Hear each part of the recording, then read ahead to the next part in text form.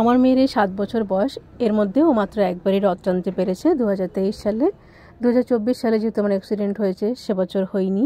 আর এবছর ওকে রথ দেবো এরকম কোনো পরিকল্পনা ছিল না, কিন্তু ও প্রচণ্ড মন খারাপ করে রয়েছে আগের দিন রাত থেকেই। ও বলছে আমি এবার কোথাও বেরো হবো না, আমি কিছু করবও না, কিছু খাবও না। এই জন্য ওর মন খারাপ দেখে ওর বাবা ওকে একটা রথ কিনে দিল, আর সেই রথটা এখন সাজানো হচ্ছে। কি সাথে ছোট্ট গোপালের জন্য একটা নতুন ড্রেস নেওয়া হলো। প্রথমে না করলেও ও বলছিল আমরা সবাই মিলে ঘুরতে বেরোবো, আর গোপাল পুরনো ড্রেস পরে বের হবে, ওই কারণে আবার নতুন ড্রেস কিনে দেওয়া হলো গোপালকে। ওই কোথায় চলে যাচ্ছে?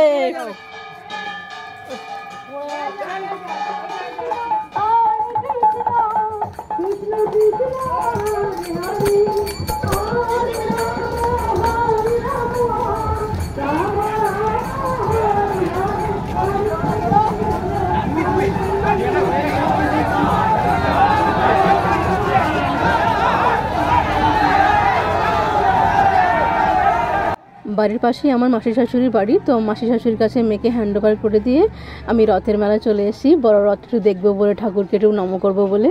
তো এসে রথের দড়িয়া টানতে পারিনি, প্রচণ্ড রকম ভিড় ছিল। আর এই দেখো, এই নীল জামা পরা লোকটা একটা আম ঠিক আমার মাথা বরাবর একদম ছুঁড়ে মারলো, আর আমটা ঠিক আমার হাতে এসেই পড়লো। দেখো আমার হাতে আম রয়েছে। তো এবারে প্রচুর পরিমাণে ভিড় ছিল, প্রতি বছরই ভিড় থাকে, এবারও ভিড় হয়েছে, কিন্তু রথটা টানতে পারলাম না, খুব মনটা খারাপ লাগলো।